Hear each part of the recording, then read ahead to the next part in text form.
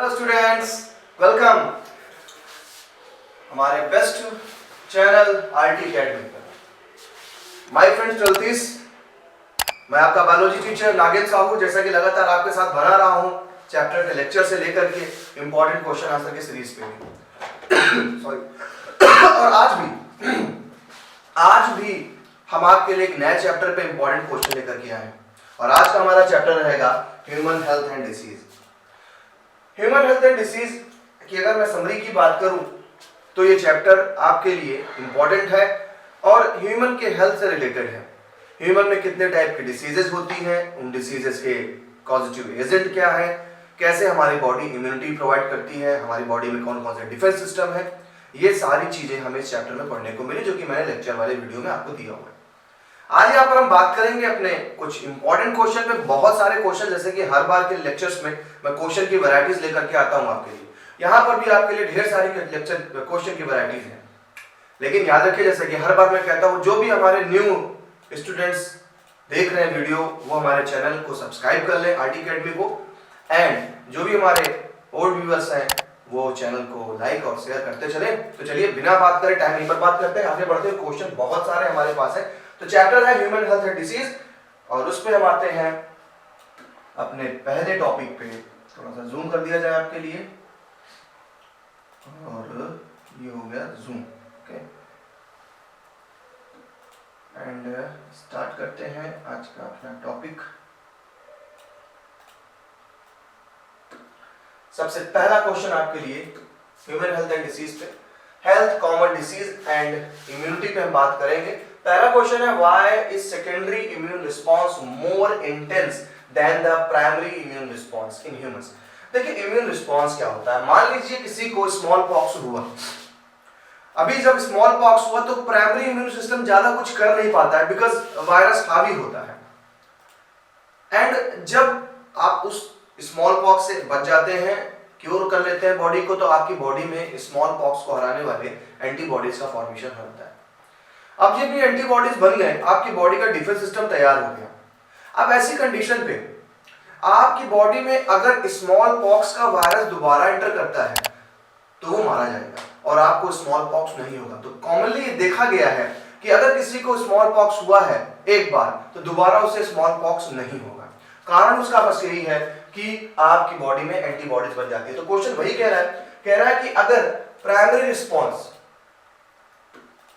Why secondary immune response more intense, बहुत ज्यादा intensity होती है सेकेंडरी इम्यून रिस्पांस की इन कंपैरिजन टू प्राइमरी। तो देखिए, the secondary immune response is based on the memory of the primary response. First encounter with antigen, the second generated immune response is more fast, having higher affinity for antigen and therefore more intense than the primary immune response. पहली बार आपके पास आया virus, आप नहीं पहचान पाई, आपकी body उतनी जल्दी antibody नहीं बना पाई, आपको डिसीज हो गई। लेकिन जब दोबारा वो वायरस आया तो आपके बॉडी में ऑलरेडी एंटीबॉडीज मौजूद है जो आपको बचा लेती है। सेकंड क्वेश्चन करते हैं, तो ये मैं इसको स्टार दूंगा, ये इंपॉर्टेंट क्वेश्चन है आपके लिए। And second question is, name any two types of cell that act as cellular barrier to provide innate immunity in humans. तो दो टाइप की सेल्स कह रहा है, कौन सी हैं जो आपको सेलुलर बैरियर देती हैं। तो देखिए, आपके पास दो सेल होती है। सेलुलर बैरियर का मतलब होता है कि एक सेल दूसरे सेल को खा जाए। जैसे अमीबा अपना न्यूट्रिशन लेता है, वैसे हमारी बॉडी में मौजूद डब्ल्यूबीसीज की कुछ टाइप की सेल्स हमारे पैथोजन को खाने का काम करती हैं। इस प्रोसेस को बोलते हैं फैगोसाइटोसिस। अगर आगे आता है तो आपको याद रखना है, प्रोसेस का नाम है फैगोसाइटोसिस। प्रोसेस का नाम है फैगोसाइटोसिस। ऐसी दो सेल्स हैं आपकी बॉडी में। देखिए, एक आपको दिख रहा है आंसर में, neutrophils and monocyte. They are the type of the डब्ल्यूबीसीज। तो यहां पर इसको ऐसे याद रखना है, न्यूट्रोफिल्स एंड मोनोसाइट। तो हमारे पास एक फंडा है इसका, नरेंद्र मोदी। तो कैसे बनेगा, एन से न्यूट्रोफिल्स एंड एम से मोनोसाइट्स। नरेंद्र मोदी, नमो से आपको याद रहेगा, अच्छे से लर्न हो जाएगा। तो जब कभी भी फैगोसाइटोसिस की बात आ जाएगी, सेलुलर बैरियर की बात आ जाएगी, तो आपको याद रखना है नरेंद्र मोदी यानी नमो को, न्यूट्रोफिल्स एंड मोनोसाइट्स। एंड आगे चलते हैं, तो सेलुलर बैरियर पढ़ लेते हैं। नेक्स्ट क्वेश्चन में हम लेते हैं, name the two intermediate host on human on which the human liver cell depends on the complete. तो देखिए, ह्यूमन की बात करेंगे, ह्यूमन पे बात अगर करें तो ह्यूमन ह्यूमन की बात करें अगर पहले क्या लिखेंगे, ह्यूमन की बात करें तो दो, how does name the two intermediate host on which the human liver fluid depends on the complete. देखिए ये क्वेश्चन इतनी ज्यादा आपके लिए इंपॉर्टेंट नहीं तो इसको मैं क्रॉस मारता हूं, ये क्वेश्चन इंपॉर्टेंट नहीं है। How does hemozoin affect the human body when released in blood during malarial infection. कह रहा है हीमोजोइन, देखिए ये जो केमिकल है जब आपकी बॉडी पे मलेरियल पैरासाइट अटैक करता है यानी प्लाज्मोडियम वाइवक्स अटैक करता है तो आपकी हीमोग्लोबिन को इंजर करता है और आरबीसी जब रप्चर होती है तो केमिकल रिलीज होता है, उस केमिकल को हीमोजोइन बोलते हैं। ये केमिकल आपकी बॉडी में सिवरिंग क्रिएट करता है यानी कि कपकपाहट के साथ जो फीवर आता है मलेरिया में वो इस केमिकल का आता है, हीमोजोइन का आता है। इंपॉर्टेंट क्वेश्चन है। तो the release of toxic hemozoin by the ruptured RBCs during malarial infection accounts for recurring of high fever and chill every 3 to 4 days। 3 से 4 दिन के बीच आपको ऐसे ठंड लग के बुखार आएगा। What is an autoimmune disease? बहुत ही बढ़िया क्वेश्चन है autoimmune disease पे, ये आपने लर्न करना है। इस पे स्टार मारता हूं मैं, autoimmune disease पे स्टार मारूंगा। कहाँ गया भैया ऑटो, ये आ गया। इस पे मैं स्टार दूंगा बिकॉज इंपॉर्टेंट क्वेश्चन है। What is an autoimmune disease? देखिए autoimmune disease क्या होती है? The abnormal response and immune system in which it fails to recognize self and non-self and start destroying its own cells and molecule is called autoimmune disease। कह रहा है कि जब आपका इम्यून सिस्टम यही पहचानना भूल जाए कि आपकी बॉडी में मौजूद आपकी सेल खुद को पहचानना भूल जाए, यानी WBCs निकली और ये नहीं पहचान पा रही कि आपकी बॉडी की सेल आप ही की है, वो सोच रहा है कोई पैथोजन है। ऐसी कंडीशन पे आपका इम्यून सिस्टम आप पे ही हावी होने लगता है और जब आपका इम्यून सिस्टम आप पे हावी होने लग जाएगा तो सिंपल सी बात है आपके इंटरनल ऑर्गन्स को डैमेज करना चालू करेगा। अगर ऐसी बात करें तो एक एग्जांपल है हमारे पास rheumatoid. Rheumatoid is an example of autoimmune disease which destroys articular cartilage and fusing of bones. आपकी जो आर्टिकुलर कार्टिलेज क्या होती है, मान लीजिए ये आपके पैर की हड्डी है, ये आपकी नी जॉइंट है। इस नी जॉइंट पे यहाँ पे कार्टिलेज पाया जाता है, इस नी जॉइंट पे यहाँ पे कार्टिलेज पाया जाता है। तो जो रूमेटॉइड अर्थराइटिस होती है, उस रूमेटॉइड अर्थराइटिस में क्या होता है कि ये कार्टिलेज धीरे धीरे रिमूव होने लगता है। ये ऐसे कार्टिलेज रिमूव होने लगता है और जब ये कार्टिलेज रिमूव होने लगता है तो आपकी जो बोन्स हैं, ये बोन्स फ्यूजन करना चालू कर देती है यानी आपस में जुड़ने लगी। कार्टिलेज रिमूव हो गया, जैसे ही कार्टिलेज रिमूव हुआ आपकी हड्डियां आपस में फ्यूज होना चालू करती हैं जिस कारण आपको पेन फील होगा। तो ये जो डिसीज होती है ये होती है रूमेटॉइड अर्थराइटिस। क्यों हो रही है? ऑटोइम्यून डिसीज के कारण। अच्छा क्वेश्चन था, when does a human body elicit an anamnestic response? When does anamnestic response मतलब सेकेंडरी रिस्पांस में क्वेश्चन थोड़ा क्वेश्चन घुमाया गया है। एनामेस्टिक का मतलब सेकेंडरी रिस्पांस पे था यहाँ पर। तो second encounter of the organisms with the same antigen और पैथोजन एलिक्स एनामेस्टिक और सेकेंडरी रिस्पांस। देखिए तो याद रखिएगा, हो सकता है क्वेश्चन में एक टर्म दे दे एनामेस्टिक रिस्पांस। तो एनामेस्टिक रिस्पांस का मतलब सेकेंडरी रिस्पांस ही होता है। देखिए आंसर पे यहाँ पे लिख दिया है मैंने, सेकेंडरी रिस्पांस। याद रखिएगा। State two different roles of spleen in human body. Human body के डायाफ्राम में एक डायाफ्राम के ऊपर की साइड एक छोटा सा हमारा ऑर्गन पाया जाता है जिसे स्प्लीन कहते हैं। तो स्प्लीन का पहला काम होता है act as a filter of trap blood borne micro organism. Spleen act करता है, क्या एक्ट कर रहा है? फिल्टर करता है जो भी ब्लड बॉर्न डिसीज उनके माइक्रो ऑर्गेनिज्म को रिमूव करता है। दूसरी, it is also large reservoir of erythrocytes. RBC को स्टोर करने का काम करते हैं, इसीलिए स्प्लीन को ग्रेवयार्ड ऑफ द आरबीसी कहते हैं, यानी आरबीसी का कब्रिस्तान।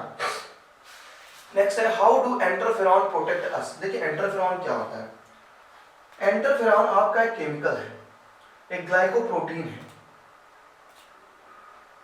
इंटरफेरॉन एक तरीके की ग्लाइकोप्रोटीन होती है। ओके, ये ग्लाइकोप्रोटीन हमारे वायरल इन्फेक्टेड सेल से रिलीज होता है। मान लीजिए कोई सेल है, इस सेल पे वायरस ने इन्फेक्शन किया, वायरस आ गया, ये वायरस आ गया पैथोजन।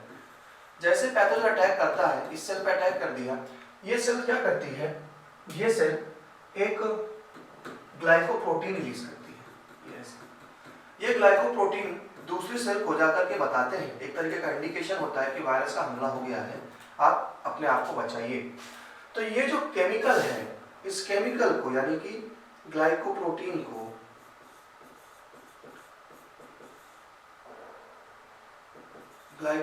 को नाम दिया गया है इंटरफेरॉन। याद रखिएगा इंटरफेरॉन क्या है? Interferon produced by virus infected sales protect the non-infected cells from viral infection by inhibiting its replication and making cells resistant to viral infection। यानी इनहिबिट करता है, रेप्लिकेशन को इनहिबिट कर देता है।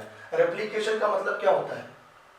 रेप्लिकेशन का मतलब होता है कि डीएनए से डीएनए के बनना, ये डीएनए से डीएनए बनने को रोक लेता है, सेल डिवीजन के प्रोसेस को थोड़ी देर के लिए रोक लेगा, वायरस के इन्फेक्शन से हमें बचाता है। Next, why do pollen grains of some flower trigger sneezing in some people? तो कह रहा है कि pollen grains क्यों स्नीजिंग का कारण बन जाता है। एक्चुअली क्या होता है कि लोगों में एलर्जी नाम की एक चीज होती है, जैसे कि अस्थमा का होता है, डस्ट पार्टिकल अगर हल्का सा भी कहीं पर है तो उसको स्नीजिंग चालू हो जाएगी, सांस लेने में दिक्कत हो जाएगी।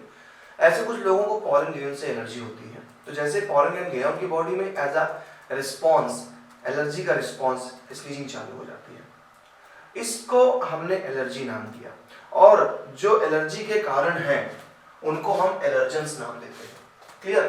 तो यहाँ पर देखिए वही चीज हो रही है, pollen grains are allergens and causes allergy in some people due to the release of chemical like histamine and serotonin from mast cell। तो आपकी बॉडी में मास्ट नाम की सेल पाई जाती है, ये एक केमिकल रिलीज करती है हिस्टामिन एंड सेरोटोनिन, जिससे आप में एलर्जी रिलीज होती है, एलर्जी क्रिएट होती है। What is it that prevent a child to suffer from disease he is vaccinated against the? देखिए कह रहा है, क्वेश्चन के ध्यान से पढ़िएगा। What is that prevent a child to suffer from a disease? कैसे हम जो एक प्रिवेंट करते हैं चाइल्ड को अपने डिसीज से सफर ना हो, he is vaccinated against। देखिए वैक्सीनेशन प्रोड्यूस एंटीबॉडी, सिंपल से दुनिया जानती है कि हम लोगों ने भी कोरोना का वैक्सीन लगवाई, सभी लगवाई है। तो vaccination produce antibodies, vaccination antibodies release करती हैं, और ये एंटीबॉडीज आपके बच्चे के बॉडी में जनरेट करती हैं बी एंड टी सेल्स को, B lymphocyte and T lymphocyte, that are the cells which response the immunity, आपकी इम्यूनिटी को बूस्ट करने का काम करते हैं, बी एंड टी सेल्स। ठीक है? How does malaria differ from chikungunya? ये भी क्वेश्चन एग्जाम में इंपॉर्टेंट है। How does malaria differ from chikungunya? Malaria chikungunya से किस मामले में डिफर है with reference to their vector? अरे सिंपल सी बात है, मलेरिया जो स्प्रेड होता है उसका वेक्टर होता है female Anopheles mosquito, whereas chikungunya spread by the vector Aedes. Aedes mosquito से फैल रहा है हमारा चिकनगुनिया, जबकि एनोफिलिस मॉस्किटो से हमारा है मलेरिया। तो on the basis of the vector ये टू डिफरेंसेस आपके पास है। नेक्स्ट क्वेश्चन चलते हैं, पढ़िए क्वेश्चन देखिए ध्यान से। Malaria, typhoid, pneumonia and amoebiasis, malaria, typhoid, pneumonia and amoebiasis are some of the human infections disease, which one of these are transmitted through mechanical carrier? सबके carrier के नाम बताने हैं। तो amoebiasis is transmitted through mechanical carrier. Mechanical carrier का मतलब यहाँ पर ये आता है कि जिसमें कोई लिविंग ऑर्गेनिज्म वेक्टर के फॉर्म में मौजूद हो। तो यहाँ पर अमीबियासिस ट्रांसमिटेड हो रहा है हाउस फ्लाई के थ्रू। क्लियर? नेक्स्ट पढ़िए, how does colostrum provide initial? Colostrum में IgA नाम का एक एंटीबॉडी पाई जाती है, IgA, और इस IgA एंटीबॉडी के कारण जो हमारा बेबी होता है ये बेबी सुरक्षित रहता है। ठीक है? ये क्वेश्चन देख लीजिए, IgA पढ़ा हुआ है यहाँ पर। Next, some allergens trigger sneezing and wheezing in human being. What causes the type of response? अभी हम लोग पढ़ के आए हैं, कुछ स्नीजिंग करते हैं, कुछ व्हीजिंग करते हैं। इसके लिए हिस्टामिन एंड सेरोटोनिन नाम के केमिकल होते हैं जो मास्ट सेल से रिलीज होते हैं। क्वेश्चन में ये पूरा देख लीजिए। ओके, चलिए आगे बढ़िए, आगे बढ़ते हैं हम लोग। तो name the type of cell, name the type of cell the AIDS virus enters into after getting in the human body. AIDS virus enter into macrophages after getting in human body, जो हमारे body के सुरक्षा करने वाले थे, यानी neutrophils और monocytes, ads का वायरस उन्हीं पर अटैक कर देता है। तो इस चीज को याद रखिएगा। Where are mucosal associated lymphoid tissue, इसी को माल्ट कहते हैं। देखिए एक्सपेंड फॉर्म में पूछ सकता है आपसे माल्ट, तो mucosal associated lymphoid tissue present in human body and why. तो देखिए the mucosal associated lymphoid tissue are present in the lining of the major tracts, respiratory, digestive, urinary tract. देखिए है क्या, आपकी बॉडी में कई ऐसे ट्रैक्ट्स हैं जहां पर म्यूकस की कवरिंग लाइनिंग पाई जाती है, खासकर एलिमेंट्री कैनाल से आप अच्छे से वाकिफ हैं। रेस्पिरेटरी ट्रैक्ट में पाया जाता है। तो ये जो म्यूकोस की एक लाइनिंग है, इनर लाइनिंग आपके एलिमेंट्री कैनाल में, उस म्यूकस की इनर लाइनिंग पे लिम्फोइड टिश्यू पाए जाते हैं और लिम्फोइड टिश्यू से ही हमारे मैक्रोफेजेस बाहर निकलते हैं और आपको इम्यूनिटी प्रोवाइड कराते हैं। तो MALT constitute about 50% of the lymphoid tissue in human body that elicits human immune response to antigen along mucosal surface. तो अगर आपके एलिमेंट्री कैनाल से कोई जा रहा है तो वहां भी लगातार म्यूकोस मार्ट मार रहा है, रेस्पिरेटरी ट्रैक्ट पे भी है तो लगातार मार्ट उसको मार रहा है। A boy of 10 years had chicken pox. He is not expected to have the same disease for the rest of life. Mention how it possible. कह रहे हैं एक बच्चे को, 10 साल के बच्चे को चिकनगुनिया है, लेकिन ये एक्सेप्टेड नहीं किया जाता कि ये डिसीज दोबारा होगी। तो दोबारा डिसीज नहीं होने वाली, क्योंकि आप पढ़ चुके हैं आपकी बॉडी का इम्यूनिटी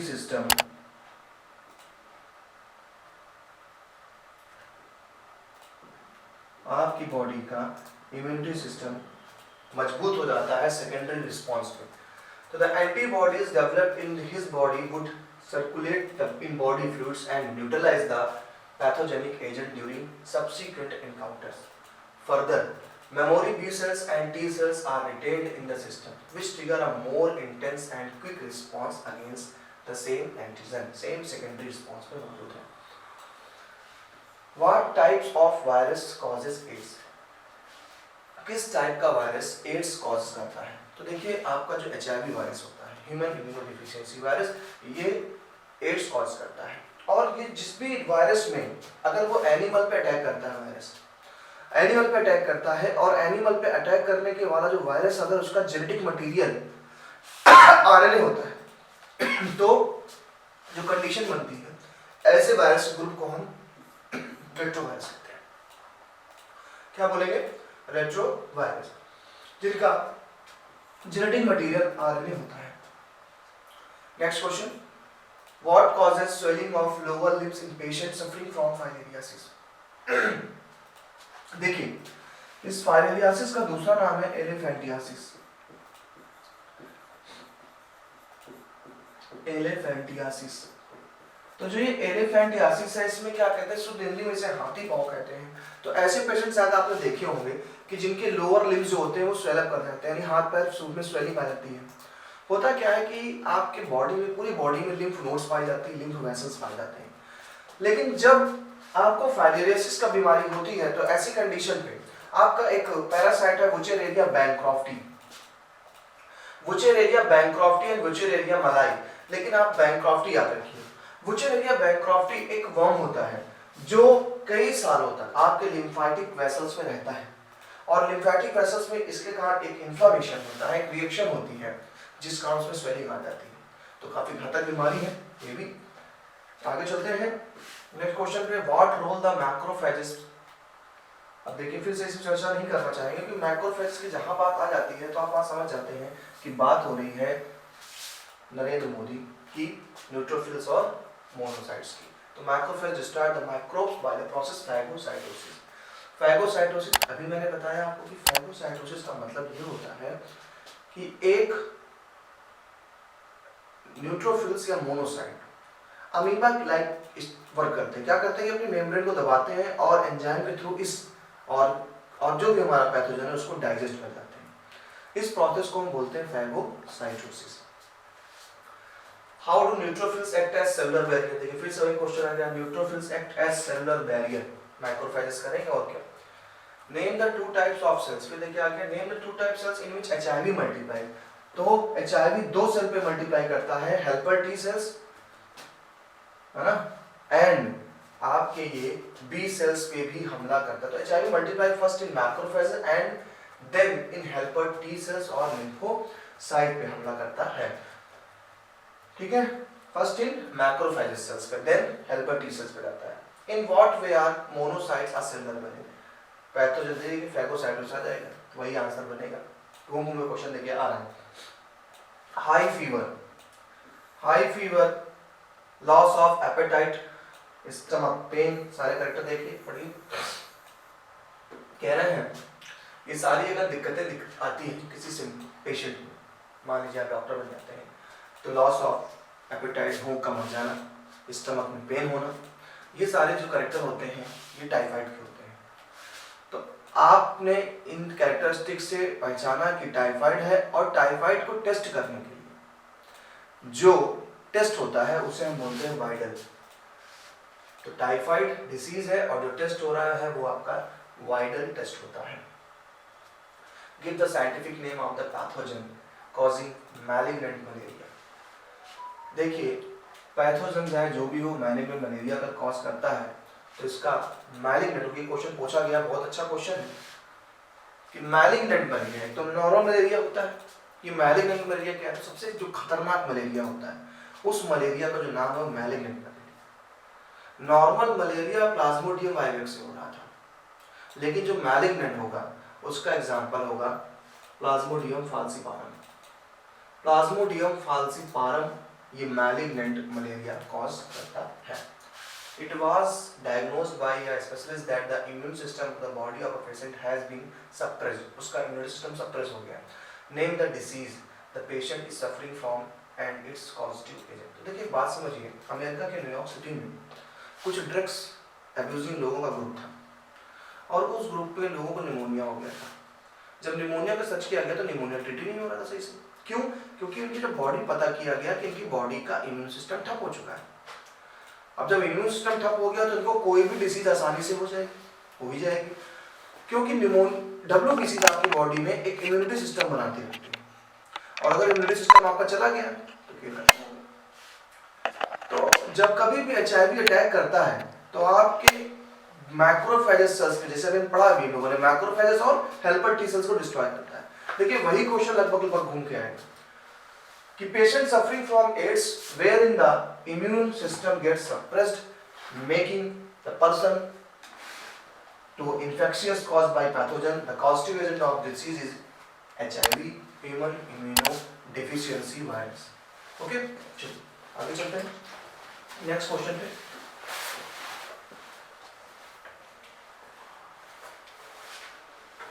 देखिए नेक्स्ट क्वेश्चन पे अगर हम बढ़े तो हमारे पास क्वेश्चन आ रहा है क्या, how do virus infected cells provide innate immunity. देखिए इम्यूनिटी दो तरीके की होती है, इनेट जो आपको बाय बर्थ मिली, एंड एक्वायर्ड जो हम मेडिसिन खा के, एंटीबॉडीज लगवा करके, वैक्सीन लगवा करके बनाते हैं।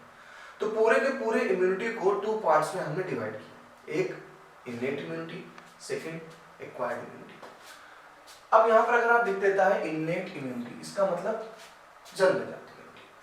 How do virus infected cell, अभी आपने पढ़ा है कि वायरस से जब कोई सेल इन्फेक्टेड होती है तो वो ग्लाइकोप्रोटीन नाम का केमिकल रिलीज करती है जिसे इंटरफेरॉन्स कहते हैं। ये दूसरी सेल को इन्फेक्ट होने से बचाती है, याद रखिए इस चीज को। अब आ जाइए और नीचे क्वेश्चन पे चलिए, 2 मार्क्स पे आ जाइए। बहुत क्वेश्चन हो चुके हैं, 28 29 क्वेश्चन, 30 क्वेश्चन तो निपट चुके हैं। List the symptoms of ascariasis. Okay, देखिए एस्कैरियासिस है क्या। अगर एस्कैरियासिस का लास्ट का पार्ट हटा दें तो आपको क्या मिलता है, एस्कैरिस। एस्कैरिस एक वर्म है, एक राउंड वर्म है एस्कैरिस, जो इंटेस्टाइन पे अटैक करता है और आपकी लॉस ऑफ एपेटाइट हो जाएगी, भूख नहीं लगेगी, स्टमक पेन होगा, बहुत सी चीजें होती हैं। तो चलिए देख लीजिए, the symptoms of ascariasis caused by round worm including internal bleeding, muscular pain, fever, anemia, blockage of intestinal passage. A healthy person acquires this infection through consumption of water, vegetables and fruits. आप contaminated अगर vegetable खाएंगे, contaminated fruits खाएंगे तो आप एक बीमारी को अपने घर पे सजा दे देंगे अपनी बॉडी पे, और वो बीमारी हो जाएगी एस्कैरियासिस। ठीक है, तो बचे रहे। Name all the allergens and right the response in human body. कह रहा सारे एलर्जन के नाम बताइए। तो देखिए क्या क्या एलर्जन, अभी क्वेश्चन हो चुका है। एलर्जन, देखिए 3 चीजें मैं जोड़ रहा हूं, एलर्जन, एलर्जी, मास्ट सेल्स से रिलीज हुआ हिस्टामिन एंड सेरोटोनिन, सारी चीजें वहीं मिल जाएंगी आपको, इस चीज को आराम से आप पढ़ लीजिएगा, आराम से सॉल्व हो जाएंगी। आगे चलिए, डिफरेंस आता है एक्टिव एंड पैसिव इम्यूनिटी पे। चलिए डिफरेंस को सॉल्व कर लेते हैं। एक्टिव पैसिव इम्यूनिटी क्या चाहिए भाई? Difference between active and passive immunity, active and passive immunity में डिफरेंस क्या है? तो देखिए एक्टिव इम्यूनिटी क्या होती है? Develops when bodies own sales produce. आप को चिकन पॉक्स हुआ, आपकी बॉडी में एंटीबॉडीज बनी, आपने खुद दिक्कतें झेल करके एंटीबॉडीज बनाई, यानी खुद से एक्सपीरियंस लिया। जब आपने खुद से एक्सपीरियंस लिया और खुद से एंटीबॉडी बनाई, भले बीमारी हो गई आपको, तो ये जो आपका इम्यूनिटी बनती है, इसे एक्टिव इम्यूनिटी कहते हैं। दूसरी इम्यूनिटी क्या है? हमें कोई बीमारी नहीं हुई, हमें कोरोना नहीं हुआ, लेकिन हमने वैक्सीन लगवाई, आर्टिफिशियल वैक्सीन लगवाई, हमें नहीं हुआ, लेकिन हमारी बॉडी में एंटीबॉडीज पहुंच गए, ये पैसिव इम्यूनिटी होता है। तो यही कहा गया कि जब खुद से एक्सपीरियंस लेकर के आपने जो सीखा वो एक्टिव है, और जो दूसरे के एक्सपीरियंस से आप सीख रहे हैं वो पैसिव इम्यूनिटी है। तो कुछ ऐसे समझ लीजिए, active immunity and passive immunity. Okay, how does a vaccine for a particular disease immunes the human body?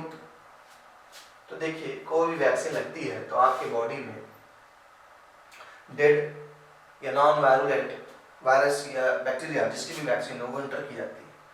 जैसे ही वायरस बैक्टीरिया आपकी बॉडी में पहुंचता है, हमारी बॉडी की समझता है कि पैथोजन आ गए। उसको नहीं पता कि वो मरे, लेकिन उसको लगा पैथोजन आ गए, और जैसे पैथोजन आ गए ये उससे लड़ना चालू करते हैं, तो आपकी बॉडी में मेमोरी सेल्स तैयार हो जाती है। एंड फर्दर फ्यूचर जब रियल में वो आता है तो आपकी बॉडी का ऑलरेडी मेमोरी सेल्स तैयार है, बॉडी गार्ड की तरह आपकी बॉडी पे बैरियर का काम कर रहा, तुरंत मारना चालू। ये करता है हमारा एक वैक्सीन। आंसर देख लीजिए, during vaccination for a particular disease, an antigen or antigenic protein or pathogen which is inactive form is introduced into the body, which induce the mild immune response. The vaccine generate antibodies that neutralizes the toxic pathogen and produce memory B T cells. यही memory B T cells याद रखिए, memory बना के रख देती हैं कि जब रियल में आएगा तो रियल में उसको उठा के पटक देंगे। चलिए आगे चलते हैं नेक्स्ट क्वेश्चन पे।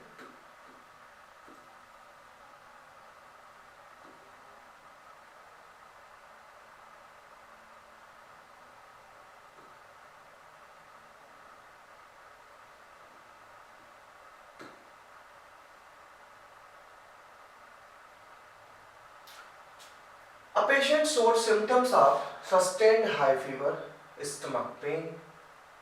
फिर से देखिए वही क्वेश्चन आ गया, स्टमक पेन हुआ, कंस्टिपेशन हुआ, मस्कुलर पेन हुआ, तो आपको टाइफाइड हो गया। टेस्ट कौन सा हो जाएगा? वाइडल टेस्ट हो जाएगा। क्लियर? चलिए आगे चलते हैं नेक्स्ट क्वेश्चन पे। इसीलिए मैं कहता हूँ एक बार अगर क्वेश्चन रिपीट हो गया, आप अगर पढ़ लेते तो बार बार वही क्वेश्चन आपको देखने को मिलेंगे। Highlight the role of thymus as a lymphoid organ. Highlight करिए थाइमस के रोल, थाइमस का क्या रोल है एक एज अ लिम्फोइड ऑर्गन। देखिए एक चीज समझ लीजिए, थाइमस आपके चेस्ट के बीच में पाई जाने वाली, यानी दो लंग्स के पास पाई जाने वाली एक छोटी सी ग्लैंड होती है, लेकिन ये ग्लैंड बच्चों में ज्यादा एक्टिव होती है, हम लोगों में नहीं, बच्चों में। जैसे जैसे हम बड़े होते जाएंगे हमारी थाइमस ग्लैंड सिंक होती जाती है। Thymus is the primary lymphoid organ of the immunity system. Maturation of lymphocytes occur in it. जो हमारे लिम्फोसाइट्स हैं, जो हमारे नरेंद्र मोदी थे, वो थाइमस ग्लैंड में आकर के मैच्योर होती है। T cells produce in the bone marrow get mature in thymus and are released from here. तो यहीं से रिलीज करी जाती है। टी सेल्स का मतलब अभी बी एंड टी सेल्स आपने पढ़ा था ना, तो ये सेल्स हैं जो आपको बचा रही हैं। T cells are released from thymus upon maturation. They themselves do not produce antibodies, but the help of B cells they produce them. They are also responsible for cell-mediated immune response. देखिए, cell-mediated immune response वही था जिसे हम कहते हैं cellular barrier. Cellular barrier. वही phagocytosis वाली technique यहाँ पर लगती है। Name the parasite। देखिए filariasis फिर से आ गया, Cochlear microscopic। चलिए आगे चलिए। डायग्नोस्टिक सिम्टम्स कह रहे हैं क्या है, अगर आपके पास सिम्टम्स क्या मिलेगा? देखिए डायग्नोस करने के, डायग्नोस का मतलब होता है आइडेंटिफाई करना है, डिसीज को कैसे आइडेंटिफाई करें। तो सिम्टम्स क्या क्या है उसके? Collection of fluid causes swelling in arms. क्यों? फ्लूइड कौन सा होता है? Lymph.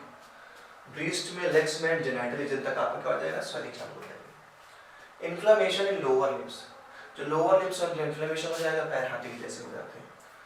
It is transmitted to a healthy person through the bite of the female mosquito vector Culex. 3 मच्छर आ गए, एक female Anopheles malaria causing, Aedes mosquito. Aedes mosquito क्या था? याद करिए, एडिस मॉस्किटो ने भी एक हमें डिसीज दी थी अभी बैक साइड पे, याद करिए। एंड क्यूलेक्स, क्यूलेक्स हमारा क्या दे रहा है? पाइलेरियासिस दे रहा है। नहीं याद आ रहा? ओके ठीक है। 35 क्वेश्चन है। Name the protozoan parasite that causes amoebic dysentery. अब पैरासाइट की बात करोगे तो अमीबिक डिसेंट्री के लिए पैरासाइट अपन लोग के पास क्या है? अमीबा। नॉर्मल अमीबा जो होता है हम उसके लिए अमीबा टर्म यूज करते हैं, लेकिन जब कभी डिसीज कॉजिंग अमीबा की बात करेंगे तो वहां पर आ जाता है and amoeba histolytica. And amoeba histolytica, तो यहाँ पर आ गया एंड अमीबा हिस्टोलिटिका। सिम्टम्स क्या है? Diagnostic symptoms abdominal pain and cramps. Cramps मतलब ऐंठन। Stool with excess mucus and blood. जब आपके स्टूल बैठने वाला मत समझिएगा, जब इन्फेक्टेड पर्सन के जो फेसेस होता है उस फेसेस को हम स्टूल बोलते हैं, तो स्टूल में म्यूकस आएगा और ब्लड आता है। ऐसी कंडीशन अगर दिखती है किसी पेशेंट में तो आप कहेंगे कि इनको भाई साहब हो गई है अमीबियासिस, और उसका जो कॉस्टिव एजेंट है वो क्या है? And amoeba histolytica.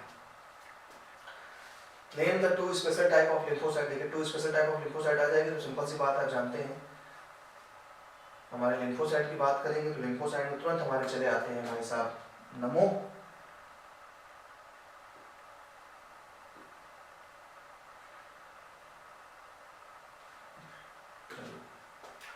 B lymphocyte and D lymphocyte है। यहाँ पर जो सॉरी क्वेश्चन पूरा नहीं देखा हमने।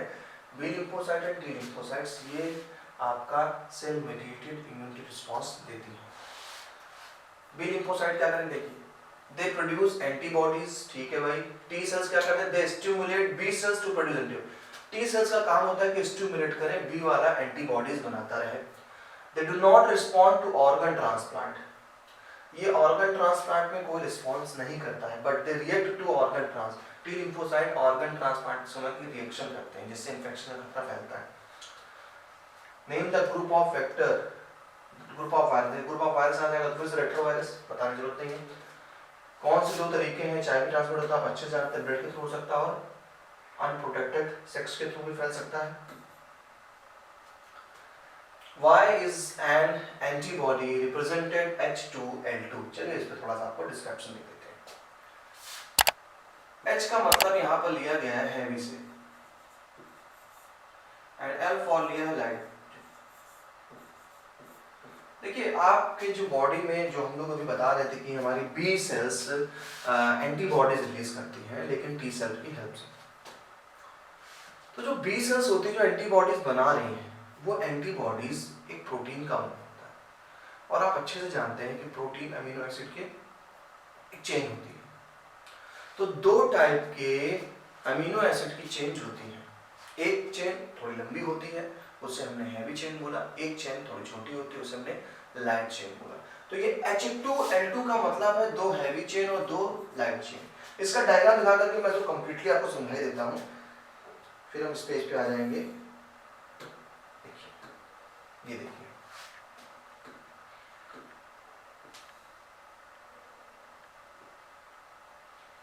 आप ये डायग्राम अच्छे से देख रहे हैं। ये मैंने इसलिए उठा लिया जिससे कि आपको डायग्राम भी एक्सप्लेनेशन हो जाएगा और उस क्वेश्चन का आंसर भी क्लियर हो जाएगा। तो ये आपकी एक एंटीबॉडी है। इस एंटीबॉडी में देखिए एक चेन आपको ये दिख रही है, ये देखिए मैं इसको मार्क कर देता हूँ। ये जो हैवी चेन दिख रही है आपको, देखिए लंबी चेन दिख रही है। एक चेन ये देखिए लंबी चेन, एक चेन ये लंबी चेन है। हमने इसी चेन को नेम दे दिया हैवी चेन, यानी जो ई पूछ रहा है क्या है? Heavy chain. ये हैवी चेन है। आप देखिए दूसरी चेन देख रहे हैं, दूसरी चेन में दूसरे कलर से लिख देता हूँ, समझ लेना आपको आसान हो जाएगी। देखिए ग्रीन से मिलेगा चेन की। ये रेड वाली हैवी चेन थी, चेन काफी लंबी है तो हैवी हो ही जाएगी, उसी हिसाब से आपने। और डी जो चेन आप देख रही है ये लाइट चेन है। बहुत इंपॉर्टेंट क्वेश्चन, इसे मार्क कर रहा हूँ, स्टार दे रहा हूँ, ये बहुत ही इंपॉर्टेंट है इस चैप्टर क्वेश्चन है, समझ लीजिएगा अच्छे से। तो चार अमीनो एसिड की चेन्स, क्योंकि अमीनो एसिड से मिलकर प्रोटीन बनती है, तो चार इसमें अमीनो एसिड की चेन है। एक चेन है हैवी, जो बड़ी चेन दिख रही है, सिंपल सी बात है, बड़ा है तो हैवी होगा, और दो छोटी है तो लाइट होंगे। तो दो हैवी चेन, इसीलिए हम इसको लिखते हैं H2। दो हैवी चेन है, दो लाइट चेन है, दो हैवी चेन है, दो लाइट चेन, तो H2L2। अब देखिए ये जो ए साइड देख रहे हैं, ये ए साइड वेरिएबल होता है, हर एक एंटीजन के लिए ए साइड अलग होता है, क्योंकि यहीं से हमारा एंटीजन अटैच होता है। एंटीजन मतलब पैथोजन हमारा, तो ये एंटीजन बाइंडिंग साइट हो गई। ओके, इन दोनों के बीच में डाइसल्फाइड बॉन्ड होते हैं, दोनों को जोड़े रखने का काम कर रहा है डाइसल्फाइड बॉन्ड। तो ये डाइसल्फाइड, यानी जो F पूछ रहा है ये आपका है डाइसल्फाइड बॉन्ड, ये डाइसल्फाइड बॉन्ड होता है। इन दो बॉन्ड से हमारा प्रोटीन के दोनों हैवी चेन आपस में जुड़े हुए हैं, तो ये एक एंटीबॉडी का स्ट्रक्चर होता है। तो जब कभी भी कोई एंटीबॉडी की बात करेगा तो एंटीबॉडी ऐसे होती है। इसी एंटीजन से, इस बाइंडिंग साइट से क्या होता है, एंटीजन बांध लिए जाते हैं। अब देखिए यहीं से बांधे जाएंगे, बांधने के बाद फैगोसाइटोसिस सेल्स आएंगे, इनको खा जाएंगे, तो कई सारे एंटीजन को जोड़ लेती, चिपका लेती है। क्लियर, कई सारे इन्होंने पैथोजन को पकड़ रखा हुआ है। अब फैगोसाइटोसिस आएगा करने कौन, हमारे न्यूट्रोफिल्स एंड मोनोसाइट्स, वो आकर के इनको डाइजेस्ट कर जाएंगे। इस तरीके से ढेर सारे हमारे एंटीजन मारे जाते हैं। चलिए मैं इसको इरेज कर देता हूं, जिससे आपको डायग्राम रन करने में प्रॉब्लम नहीं होगी। इंपॉर्टेंट क्वेश्चन है बहुत, जैसा कि मैंने कहा आपको तैयार करना है ये इंपॉर्टेंट क्वेश्चन। चलिए वापस अपने पेज पे आ जाए, आगे वही टॉपिक जाते हैं। तो उस क्वेश्चन का आंसर आपको यहाँ पे मिल गया, H2L2 क्या होता है। आगे चलेंगे, name the different types of cell providing cellular barrier. देखिए सेलुलर बैरियर के बारे में अभी हम लोगों ने बात करी है, हमारे ल्यूकोसाइट्स है, मोनोसाइट्स है, अभी पढ़ के आए हैं। चलिए आगे चलते हैं। List any two emergent circumstances a medical doctor which recommended injection of preformed antibodies। तो in case of snake bite, देखिए स्नेक बाइट का लेता है तो उससे बचने के लिए भी हमें एंटीवेनम लगाए जाते हैं। तो एंटीवेनम हमारी बॉडी में तुरंत एंटीबॉडीज को बनाते हैं।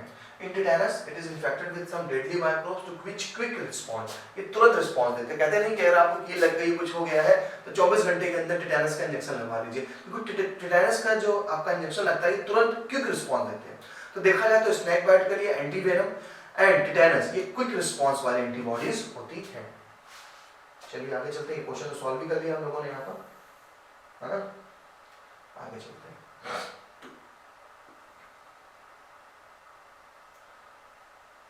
बहुत सारे क्वेश्चन हम सॉल्व करके चले आए हैं अभी तक, याद रखना है, मेहनत को जाया नहीं करना है। Define the term health, mention any two ways of maintaining. देखिए हेल्थ, अगर बात करें हेल्थ की तो mental, physically and social wellbeing अगर हम हैं तो वी आर हेल्दी। और हेल्थ को रखने के लिए प्रॉपर एक्सरसाइज करनी चाहिए, अच्छा न्यूट्रिएंट लेना चाहिए, ये सब हेल्दी रखते हैं, हाइजीन होना चाहिए हमको। And another question, why does a doctor administer tetanus antitoxin and non-tetanus vaccine to a child injured into a roadside accident? अभी क्वेश्चन पढ़ के आए, फिर भी चलिए देख लीजिए। In case of injury, tetanus antitoxin performed antibodies for tetanus are injected and the child is infected with deadly microbes to which fast immunization is required। Fast immune चाहिए, 24 घंटे के अंदर उसे लग गया है कि फास्ट इम्यून चाहिए, इसके लिए उसको टिटेनस का क्या दिया जाता है, एंटीटॉक्सिन दिया जाता है, नॉट अ टिटेनस वैक्सीन, क्योंकि वैक्सीन बहुत लंबे टाइम लेगा। चलिए ये एजेंट पे आ जाइए, टाइफाइड, साल्मोनेला टाइफी है, कौन सा ऑर्गन जा रहा है थोड़ा देख लीजिए, स्किल बेस्ड क्वेश्चन है थोड़ा सा। तो क्वेश्चन कह रहा है इधर डिजीज है, इधर बैक्टीरियल और वायरल जो भी हमारे पैथोजेंस है, इधर स्पेसिफिक ऑर्गन है। क्या कह रहे हैं, कह रहे हैं टाइफाइड अगर किसी को हुआ है तो उसके लिए जो कॉस्टिव एजेंट है साल्मोनेला टाइफी है। अफेक्टेड ऑर्गन क्या है, तो टाइफाइड में आपका स्मॉल इंटेस्टाइन जाता है, आंसर नीचे दिया गया है, टाइफाइड में आपका स्मॉल इंटेस्टाइन जाएगा। कॉमन कोल्ड के लिए जो है हमारा नॉर्मल सा कोल्ड वायरस होगा या राइनो वायरस कर सकते हैं। एंड स्पेसिफिक जो ऑर्गन है तो वो नोज हमारा जाता है, तो यहाँ पर देखिए राइनो वायरस है जो कॉमन कोल्ड करता है। निमोनिया स्ट्रेप्टोकोकस निमोनी से जो अटैक करता है वो आपके लंग्स में करता है, लंग्स की एल्वेओली पे म्यूकस भर जाता है उसमें, तो जो ऑक्सीजन नहीं बाइंड कर पाता है। ठीक है, आगे चलिए। The barrier of the innate immunity,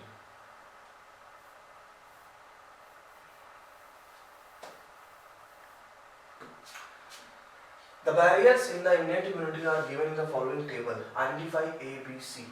तो टाइप्स ऑफ बैरियर है, फिजिकल बैरियर में स्किन आता है, लाइनिंग ऑफ एपिथेलियम आ जाएगा। देखिए बैरियर्स है, आपकी बॉडी में एक बैरियर मेथड होता है, बैरियर जो फिजिकली पैथोजन को अंदर आने से रोक रहा है, फाइटिंग नहीं कर रहा है और रोक रहा है। तो सिंपल सी बात है यार, आपके पास पहले स्किन आती है, स्किन के साथ आपके अंदर की इनर लाइनिंग होती है एपिथेलियम। फिजियोलॉजिकल बैरियर की बात करें तो फिजियोलॉजिकल बैरियर में आ गया आपका टीयर्स, आपकी आंखों में जो आंसू निकलते हैं, उस आंसुओं में लाइसोजाइम नाम का एक एंजाइम पाया जाता है। ये एंजाइम हार्मफुल बैक्टीरिया को मारने का काम करता है, इसलिए आपको अगर कोई इंसेक्ट को छोटे में चले जाते हैं तुरंत आपके टीयर्स निकलने लगता है और ये टीयर्स उसको मार डालता है। ठीक है, तो वह भी आपका क्या है, फिजियोलॉजिकल बैरियर। इससे स्टमक में एचसीएल का रिलीज होना है, फिजियोलॉजिकल बैरियर। अब इंटरफेरेंस, आपको पता है कि इंटरफेरेंस क्या है, हमारा एक केमिकल होता है जो कि हम अगर बैरियर का नाम रखेंगे तो उसको साइटोकाइन कहेंगे, साइटोकाइन बैरियर। तो अभी आपने पढ़ा इंटरफेरेंस के बारे में, वायरल इन्फेक्टेड सेल्स से रिलीज होता है। सेलुलर में आ जाएगी तो डब्ल्यूबीसी है और क्या हमारे ल्यूकोसाइट्स है, ल्यूकोसाइट। तो याद रखिएगा आपके पास 4 टाइप के बैरियर्स हो गए, physical, physiological, cytokinic and cellular barrier. ये बैरियर है, ये उनके एग्जांपल्स हैं। हाउ डज वैक्सीन अफेक्ट, देखिए वैक्सीन वाले क्वेश्चन भी हुए हैं, कैसे वैक्सीन अफेक्ट करती है। हम आगे बढ़ते हैं कुछ इंपॉर्टेंट क्वेश्चन पे चल करके। एंटीबॉडीज क्वेश्चन हमने पढ़ लिया है तो इसको तो टच ही नहीं करते हैं, आगे चलते हैं। फिर से अगेंस्ट एंटीबॉडीज क्वेश्चन आपको मिलेंगे, मैं अच्छे क्वेश्चन देकर के आपको चालू करना चाह रहा हूँ। ओके, बिकमिंग कैंसर, चलिए कैंसर पे आते हैं। कैंसर थोड़ा इंपॉर्टेंट क्वेश्चन देता है।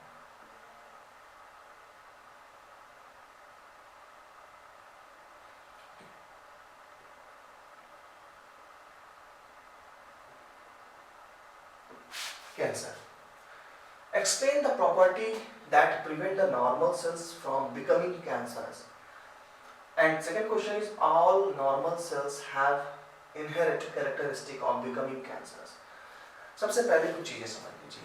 कैंसर, कैंसर एक ऐसी बीमारी है, आपको सभी को पता है, लाइलाज बीमारी है। ये है, होता क्या है, देखिए नॉर्मल कंडीशन पे आपकी सेल्स में एक सेल डिवीजन की टाइमिंग होती है कि इतने टाइम पे ये सेल डिवाइड कर जाएगी। डिवाइड इन द सेल्स, एक सेल डिवाइड होकर के 2 या मोर सेल्स बनाते हैं। अभी जब आपकी बॉडी में डिवीजन हो रहा है, माइटोसिस, कभी कभी किसी वायरस के कारण या डिफरेंट टाइप के कैंसर कॉजिंग एजेंट होते हैं, उनके कारण आपकी सेल्स अनकंट्रोल डिवीजन करती हैं। और जब सेल्स अनकंट्रोल डिवीजन करने लग जाएंगी तो सिंपल सी बात है मेरे भाई, अनकंट्रोल डिवीजन के कारण ट्यूमर बन जाएगा। ये ट्यूमर 2 टाइप्स के होते हैं, अभी यही समझ लीजिए क्यों, क्योंकि क्वेश्चन अगर मिलता है तो सॉल्व कर लेते हैं। ये ट्यूमर 2 टाइप्स के होते हैं, ये मैं अपनी स्टाइल बता दे रहा हूँ। तो ट्यूमर जब बनता है, ये ट्यूमर्स 2 टाइप्स के होते हैं। एक ट्यूमर होता है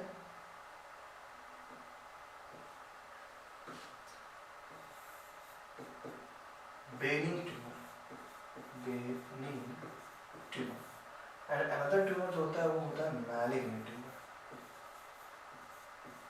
मैलिग्नेंट ट्यूमर। 2 टाइप के ट्यूमर्स हैं, benign tumour, malignant tumour. Benign tumour normal tumour होते हैं, ये फैलते नहीं हैं, एक जगह पर रहते हैं और इनको आप चाहे तो ऑपरेट करके बॉडी से बाहर निकलवा सकते हैं, कोई प्रॉब्लम क्रिएट नहीं करेगा। लेकिन जो मैलिग्नेंट ट्यूमर होते हैं ये खतरनाक होते हैं, क्यों? क्योंकि ये स्प्रेड होते हैं, ये स्प्रेड होते हैं from one part, one organ to another organ. अभी बताएंगे इनके प्रोसेस का नाम क्या होता है। तो मैलिग्नेंट ट्यूमर क्यों है, आप यहाँ पर आपको नहीं पता था, कोई पेशेंट है यहाँ पर ट्यूमर है, वो फटा ट्यूमर पूरी बॉडी में ब्लड के थ्रू फैल, जहाँ जहाँ पहुंचेगा वहाँ ट्यूमरस सेल्स को बनाता चला जाएगा। इसलिए ये ट्यूमर जब होता है तो ये खतरनाक ट्यूमर होता है। जिससे कि पर्सन की डेथ भी हो जाती है।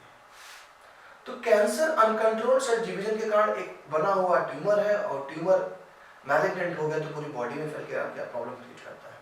और आपने सुना ही होगा अधिकतर ब्रेन ट्यूमर के जो पेशेंट हैं वो बचते नहीं हैं। तो ये ट्यूमर डिसीज कॉज करता है, बीमारी क्रिएट करता है। उसी कैंसर की बात कर रहा है, कैसे इस कैंसर को डायग्नोज करें, कैसे क्या करें।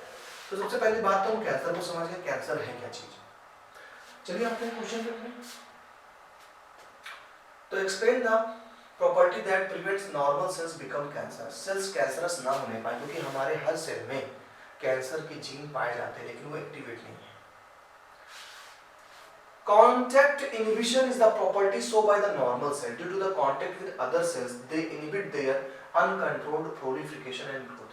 हमारे सेल में क्वालिटी है कि वो बगल वाली सेल अगर एबनॉर्मल ग्रोथ करती है तो उसको रोकती है, और इसी को नाम दिया हमने contact inhibition. Contact inhibition. All normal cells have oncogenes। देखिए oncogenes ऐसे को सी जीन, सी ONC कर देते हैं, कैंसर कॉजिंग जीन्स होते हैं, सब में नॉर्मल सेल पाई जाती हैं।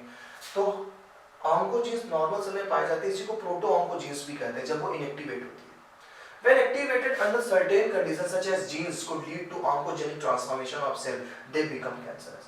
हम सभी के सेल में कैंसर कॉजिंग वाले जीन्स हैं, लेकिन ये एक्टिवेट नहीं होते। जब एक्टिवेट नहीं है तो प्रोटो ऑन्कोजीन्स या ऑन्कोजीन्स यही एक्टिवेट हो जाते हैं किसी कारण से। बहुत सारे कारण हैं, कुछ रेडिएशन से भी एक्टिवेट हो सकते हैं, किसी वायरस से भी एक्टिवेट हो सकते हैं, तो फिर आपके वो सेल कैंसर्स हो जाते हैं। What is कोलोस्टोम? कोलोस्टोम पे अगर हम चर्चा करें तो बहुत बार हमने कोलोस्टोम के बारे में पढ़ा हुआ है कि जो भी हमारे छोटे मोटे बच्चे होते हैं उनकी मदर को मिल्क फीडिंग कराती है तो IgA नाम का एंटीबॉडी जाती है। How does spleen act as lymphoid organ? तो स्प्लीन क्या करता है, बीन शेप है, ये भी आप देख चुके हैं, which contain lymphocytes and phagocytosis. It act as a filter to trap blood-borne diseases and microbes. तो ये भी आप पढ़ चुके हैं, एरिथ्रोसाइट का रिजर्वायर भी होता है। Explain the response initiated when a dose of vaccine। देखिए फिर से क्या रिस्पॉन्स होगा जब वैक्सीन का डोज लग जाएगा।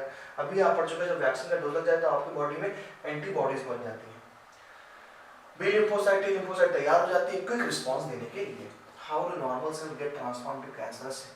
ये थोड़ा क्वेश्चन नया है, इसको मैं स्टार देने जा रहा हूँ। नियोप्लास्टिक सेल्स बहुत पूछा गया है, नियोप्लास्टिक सेल क्या होता है? How do normal cell get transform into cancerous neoplastic sales?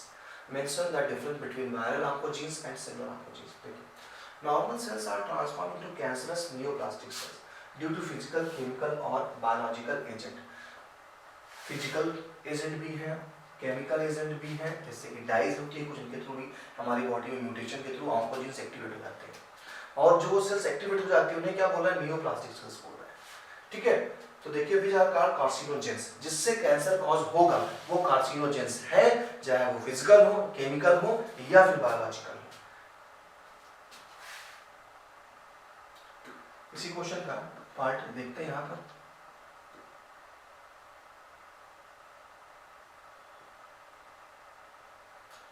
चलिए क्वेश्चन के पार्ट देखिए।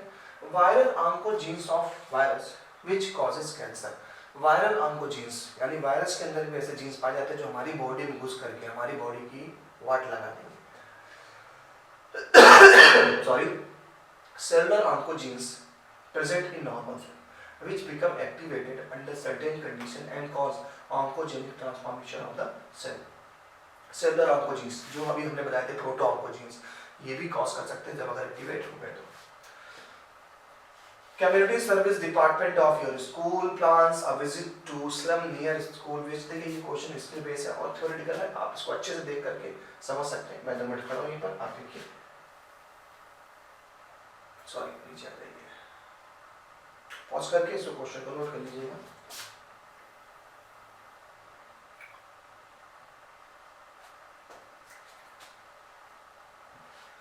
क्वेश्चन आता है न्यूबॉर्न पे कैसे कोलोस्टोम करता है। तो देखिए द इम्यूनिटी प्रोवाइड न्यूबॉर्न कोलोस्टोम, फिर से वही चीज आ गई, एक पैसिव इम्यूनिटी है।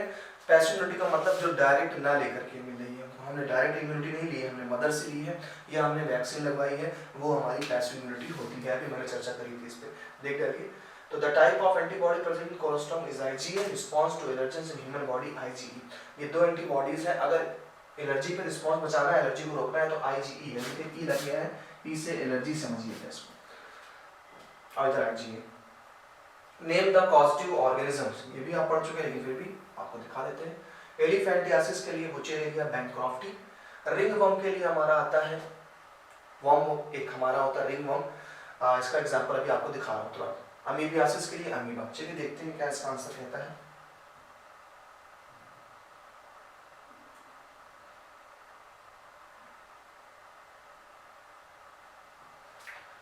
Elephantiasis wuchereria bancrofti. Ringworm के लिए होता है माइक्रोस्पोरम या ट्राइकोफाइटॉन। ट्राइकोफाइटॉन कॉमन है, अच्छे से लर्न हो जाएगा आपको, तो ट्राइकोफाइटॉन लिखिए। ट्राइकोफाइटॉन से रिंग वर्म होता है। रिंग वर्म का मतलब दांत, खाद, खुजली। ओके, तो ट्राइकोफाइटॉन हो गया। एंड अमीबा हिस्टोरिका हमारे न्यूज़ के लिए हो गया। Mention the public hygiene such as, ये तो भाई साफ सफाई के लिए जरूरी होती है। अब चलो कुछ एक्स्ट्रा क्वेश्चन मैं निकालता हूँ, कुछ नए क्वेश्चन। मैक्रोफेजेस वाला पढ़ चुके हैं क्वेश्चन, ठीक है, माइक्रोफेजेस पे हो चुके हैं। चलिए कुछ डायग्रामेटिक क्वेश्चन पे आते हैं। आ जाइए डायग्रामेटिक क्वेश्चंस पे। देखिए दो तरीके से क्वेश्चन पूछ सकता है। एक लाइफ साइकिल पे देखिए क्वेश्चन। एक मलेरिया की लाइफ साइकिल है, मलेरियल पैरासाइट की लाइफ साइकिल आपको दे रहा है, कह रहा है, थोड़ा सा इसको बंद कर दिया जाए इससे आपको क्लियर दिखाई पड़े। ओके, आई होप साफ दिख रहा होगा, ठीक है। Life cycle of malaria parasite. सबसे पहली बात तो याद रखिएगा कि मलेरिया वाला क्वेश्चन इंपॉर्टेंट है बहुत। मलेरिया का कॉजेटिव जो एजेंट है प्लाज्मोडियम वाइवेक्स है, और मैलिग्नेंट मलेरिया के लिए प्लाज्मोडियम फाल्सिपारम है। इन दोनों की वो स्टेज जो इन्फेक्शन क्रिएट करती है, इन दोनों की वो स्टेज जो इन्फेक्शन क्रिएट करती है, उस स्टेज को हम बोलते हैं स्पोरोजॉइट। ये याद रखिएगा, वरना आपको पूछ सकता है कि जो प्लाज्मोडियम है इसकी इन्फेक्टिव स्टेज का नाम क्या है। तो जो इन्फेक्टिव स्टेज होती है इसको हम स्पोरोजॉइट कहते हैं। तो देखिए स्पोरोजॉइट एंटर करता है फीमेल मॉस्किटो ने, जैसे बाइट किया आपकी बॉडी में चला गया और सबसे पहले लीवर सेल्स में अपना रिप्रोडक्शन करना स्टार्ट करता है। लीवर सेल्स में डिवीजन करना स्टार्ट कर देता है। Parasite reproduce asexually in the liver cell and come out, बाहर निकल आता है और आरबीसी पे हमला कर देता है। आरबीसी पे जैसे हमला करता है आरबीसी बेचारी बस्ट करने लग जाती है। They enter red blood cells. अब जब लीवर से निकला रेड ब्लड सेल पे हमला करना चालू किया तो इसी जगह पे रेड ब्लड सेल की रप्चर होती है और हीमोजोइन नाम का केमिकल रिलीज करते हैं, जिससे कारण आपको चिल एंड शिवरिंग होती है।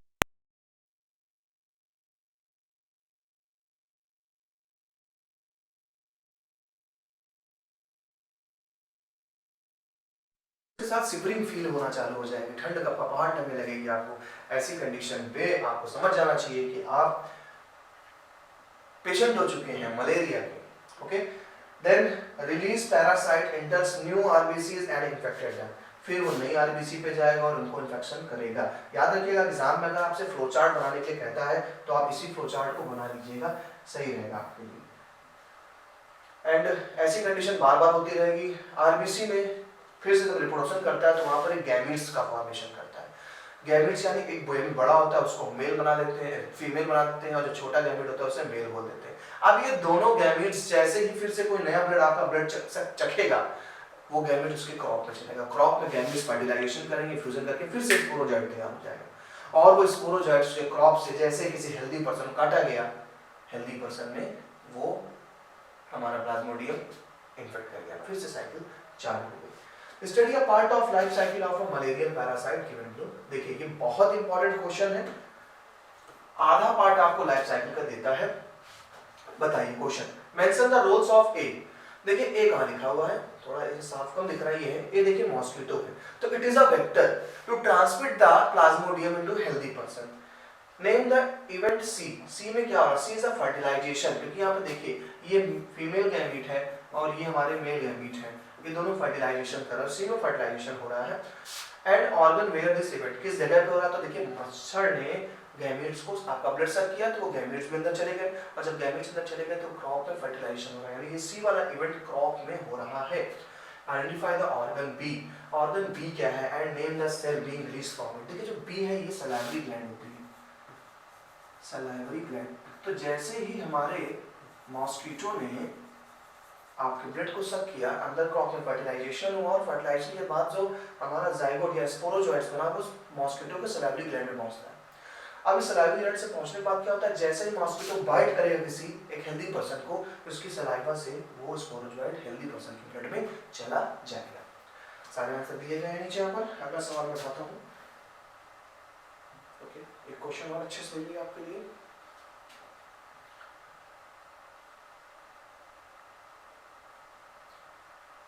क्वेश्चन नंबर 68 देख लीजिए, 68 पे पहुंच चुके हैं, 68 क्वेश्चन खत्म कर चुके हैं लोग। Study the diagram showing replication of HIV in human and answer the following question accordingly। चलिए, HIV का वायरस गया, इसी को रेट्रोवायरस कहते हैं। जैसे वायरस हमारे मैक्रोफेज सेल में एंटर करता है, देखिए इस वायरस से करता है, ये वायरस हम अपने आरएनए से डीएनए बनाता है। ये अपने ही आरएनए से इसने डीएनए बनाया, क्योंकि इसके पास एंजाइम मौजूद होता है, इसने डीएनए बना दिया। ये वायरल डीएनए है। ये डीएनए आपके न्यूक्लियस से पहुंच जाएगा और आपके डीएनए का पार्ट बन जाएगा, आपके डीएनए से जुड़ जाएगा। और जैसे ही आपके डीएनए जुड़ गया, जैसे आपके डीएनए से जुड़ गया, ये आपके डीएनए से ढेर सारे नए आरएनए तैयार करेगा और ढेर सारे उससे प्रोटीन बना लेगा। और प्रोटीन क्या करेगा, अपनी बॉडी के कवरिंग के लिए, यानी आपके न्यूक्लियस पे कंट्रोल कर लेगा। और जैसे आपका न्यूक्लियस आरएनए बनाएगा, वैसे ही अपना भी आरएनए बना देगा और उस आरएनए से ढेर सारे प्रोटीन्स बनाई जाएंगी, जिससे वायरस की कवरिंग होती है। साथ ही अपना जेनेटिक मटेरियल भी बना लेता है। सारे क्वेश्चन का आंसर यहीं पे मिलेगा, आप देखिएगा। इसका आंसर के लिए मैं आपको दिखाता हूँ, पेज ओपन कर देता हूँ। ओके, देखिए ये आंसर दिया गया है, इसको नोट कर लीजिएगा। उस क्वेश्चन का ये आंसर है।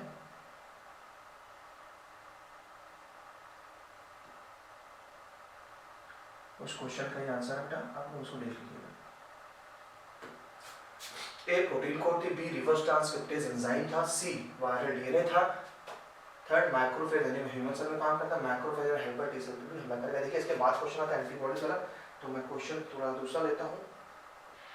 एंटीबॉडीज के बाद चलेंगे हम, बेनिंग ट्यूमर हो चुका है। चलिए बेनिंग ट्यूमर और मैलिग्नेंट ट्यूमर पे डिफरेंस देख लीजिए, क्वेश्चन ये भी देख लीजिए, इंपॉर्टेंट है।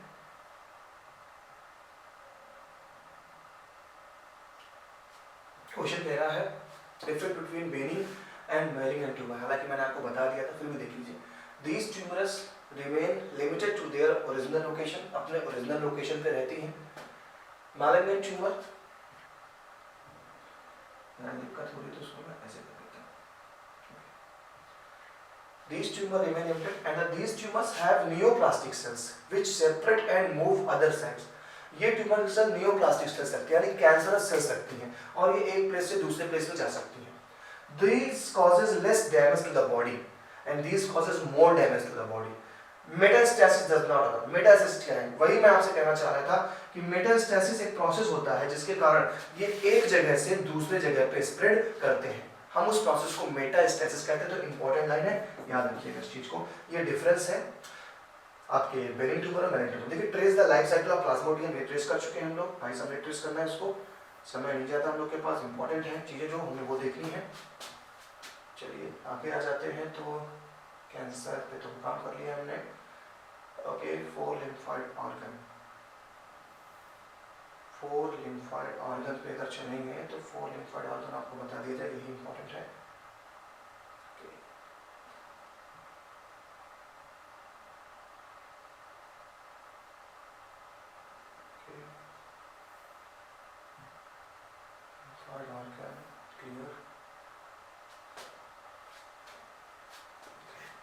चलिए लिम्फोइड ऑर्गन तो यहाँ है।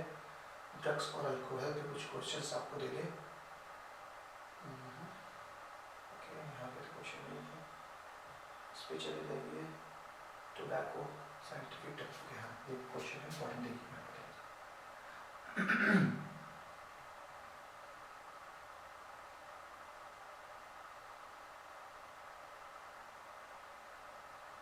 क्वेश्चन क्या है? Write a scientific name of the source of plant of drugs, marijuana and hashish. Mention their effect of human body. Important question है drugs addiction में। तो the scientific name of source of plant drug marijuana and hashish का cannabis sativa। cannabis sativa से marijuana और hashish नाम के drugs को बाहर निकाला जाता है और ये आपके कार्डियोवैस्कुलर सिस्टम पर इम्पैक्ट करता है। इंपॉर्टेंट क्वेश्चन है ड्रग्स अब्यूजिंग वाले टॉपिक से। Name the plant source drug popularly called smack. Smack कहां से निकाला जाता है? तो स्मैक निकाला जाता है पापावर सोम्निफेरम नाम के प्लांट से, पॉपी प्लांट। जो जो क्वेश्चन मैं बता रहा हूं ये इंपॉर्टेंट क्वेश्चन है, इसी को आपको नोट करना है। तो मैरिजुआना और हसीस निकाला गया कैनाबिस सटाइवा से, पापावर सोम्निफेरम से निकाला गया हमारा drug smack, and name the opioid drug and the source of plant. तो ओपियोइड का जो ड्रग हमारा है, ये हमारा ड्रग है ओपियोइड वाला, कहां चले गए भाई? ओपियोइड बोले जाए हम बोले स्मैक, दोनों एक ही चीज है, याद रखिएगा। Papaver somniferum, clear? What is tobacco? Tobacco से क्वेश्चन इतना नहीं इंपॉर्टेंट है। अब एक क्वेश्चन आपको लेकर चलता हूं फिर से यहीं पे, and these are the last question for today's topic. Okay. Write the source and the effect of human body.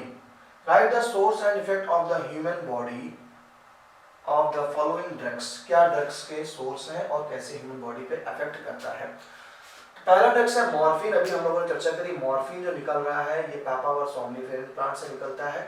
It is depression which slow down the body function, ये बॉडी के फंक्शन को स्लो कर देता है। Cocaine release किया जाता है Erythroxylum Coca से। It is a stimulant produce sense of euphoria and increase energy. Euphoria का मतलब हैप्पीनेस, फर्जी आप हंस रहे हैं, फर्जी आप, जीवन बड़ा सुखमय लग रहा है। तो ये ड्रग्स कब आपको ऐसा होगा? जब आप कोकीन लेते हैं।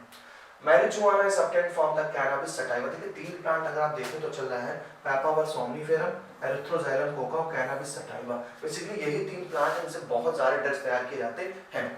It affected cardiovascular system of the body. अब देखिए यहाँ पर एक चीज और question, name the drug used and effective sedative. Sedative वो पेन किलर के लिए यूज करते हैं morphine. Lysergic acid di, LSD भी क्या है? ये भी एक झूठी दुनिया दिखाती है, खुशीनुमा दुनिया दिखाता है एलएसडी। और barbiturates. Moderate dose of cocaine have stimulating action of central nervous system. It produces a sense of euphoria. Euphoria वही क्वेश्चन है, ठीक है, happiness. And high doses of cocaine cause the hallucinogen. Hallucinogen मतलब बिल्कुल भूल गए दुनिया। तो देखिए आज के हमने अपने इस लेक्चर में ह्यूमन हेल्थ एंड डिसीज के कितने सारे क्वेश्चन करे, 100 क्वेश्चन अगर देखा जाए पहुंचे। ऐसे ही आपको मेरे साथ बने रहना है, क्वेश्चन की वैरायटीज देखिए। अब आप देखिए, अब कहीं से भी उठा लीजिए कोई बुक और ह्यूमन हेल्थ एंड डिसीज से ऐसा कोई क्वेश्चन नहीं होगा जो यहाँ से बाहर चला जाए। ऐसे ही आपको हर एक लेक्चर पे, हर एक चैप्टर पे मैं ये लेक्चर दे रहा हूँ, आपको मेरे साथ बने रहना है हमारे चैनल आरटी एकेडमी पे, जहाँ पे हम ढेर सारे क्वेश्चन ऐसे तैयार करेंगे। बस चलना है हमारे साथ, सब्सक्राइब करते रहे चैनल को, लाइक करते रहे, शेयर करते रहे। मिलते हैं नेक्स्ट चैप्टर में एक नए एनर्जी के साथ, नए क्वेश्चन साथ, आपके साथ लगे रहने के। मिलेंगे नेक्स्ट लेक्चर में। Bye bye.